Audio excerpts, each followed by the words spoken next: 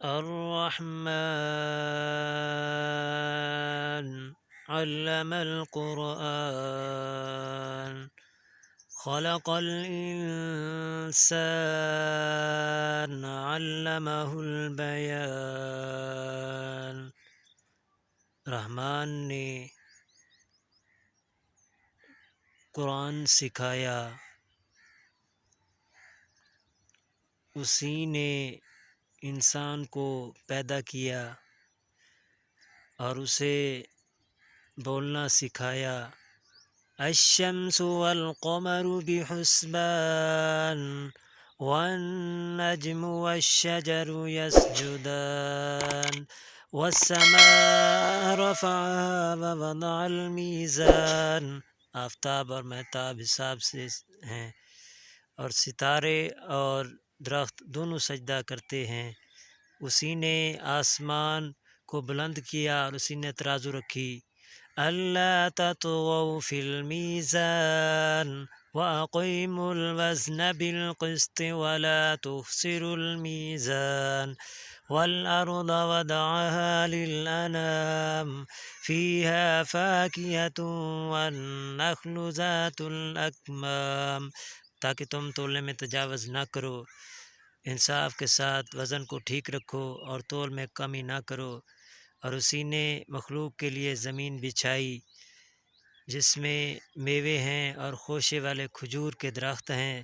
والحب ذو العصف والریحان فبأي آلاء ربكما تكذبان خلق الإنسان من صلصال كالفخار وخلق الجن من مارج من نار فبأي آلاء ربكما تكذبان۔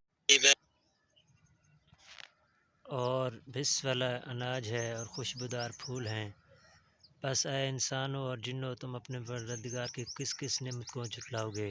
اس نے انسان کو بجنے والی مٹی سے پیدا کیا جو ٹھیکری کی طرح ہے، اور جنات کو آگ کے شعلے سے پیدا کیا۔ تم اپنے پروردگار کی کس کس نعمتوں کو جھٹلاؤ گے؟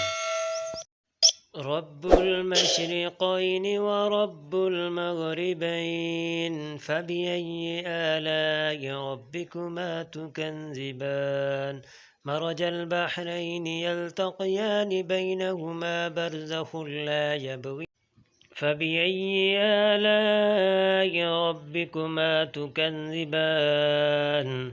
وہ رب ہے دونوں مشرقوں اور دونوں مغربوں کا، تو تم اپنے پروردگار کی کس کس نعمتوں کو جھٹلاؤ گے؟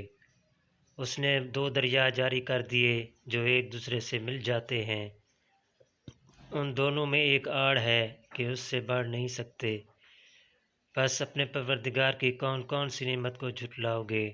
یخرج منہما اللؤلؤ والمرجان فبأي آلاء ربكما تكذبان وله الجوار المنشآت في البحر كالأعلام فبأي آلاء ربكما تكذبان۔ ان دونوں میں سے موتی اور مونگے بھی برآمد ہوتے ہیں، پھر تم اپنے پروردگار کی کس کس نعمت کو جھٹلاؤ گے؟